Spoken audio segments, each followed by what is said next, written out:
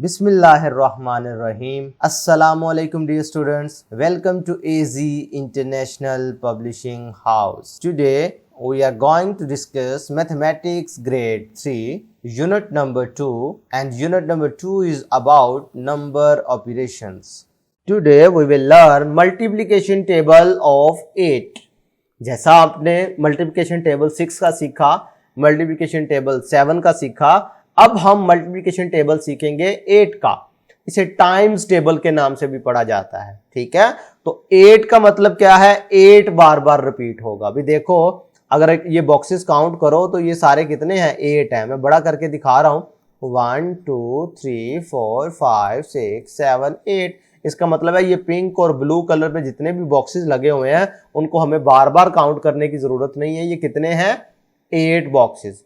इसका मतलब है अगर इधर देखो तो ये 1 टाइम रिपीट हुआ है, इधर देखो तो ये 2 टाइम रिपीट हुआ है। इसका मतलब है इसे 8 + 8 कहेंगे।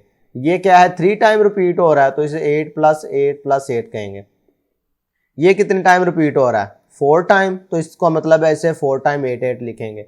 ये 5 टाइम्स, तो इसका मतलब है 5 टाइम्स 8 8 लिखेंगे।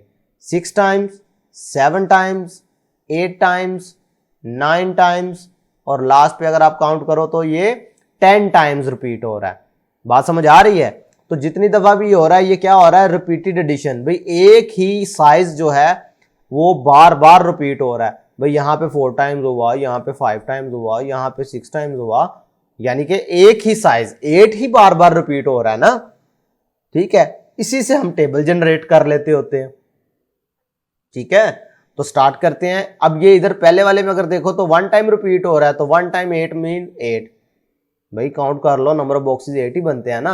इसी तरीके से 2 टाइम्स 8 करो तो 2 दफा ये रिपीट होगा तो 16 बन जाएगा। हमें ये ऐसे ऐड करके देखने की जरूरत नहीं, डायरेक्ट हम याद कर लेंगे कि 2 time 8 means 16, 3 times 8 mean 24, 4 times 8 mean 32, 5 times 8 means 40, 6 time 8 equals 48, 7 times 8 equals 56, 8 times 8 equals 64, 9 times 8 equals 72, 10 times 8 equals 80। बात समझ आ रही है। तो प्यारे बच्चों, आपने ये कैलकुलेशन ये बार बार रिपीट करनी है।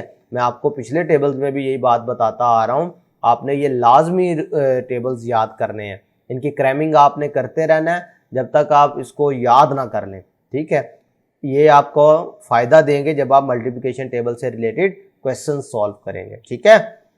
चलिए, मैं एक क्वेश्चन आपको लिए छोड़ रहा हूं, आपने मुझे इसका आंसर देना है कि अगर मैं यूं लिख दूं तो इसका आंसर ये खाली बॉक्स दे दूं तो क्या होगा, ठीक है। चलो मैं आसान और कर देता हूं, मैं इसको ऐसे लिख देता हूं, 9 टाइम्स 8 इक्वल्स, ये आपने मुझे बताना है। ये अगर आपको 8 का टेबल आता हुआ तो आप फौरी मुझे कमेंट में इसका आंसर बता सकेंगे। तो प्यारे बच्चों, आज के लिए इतना ही।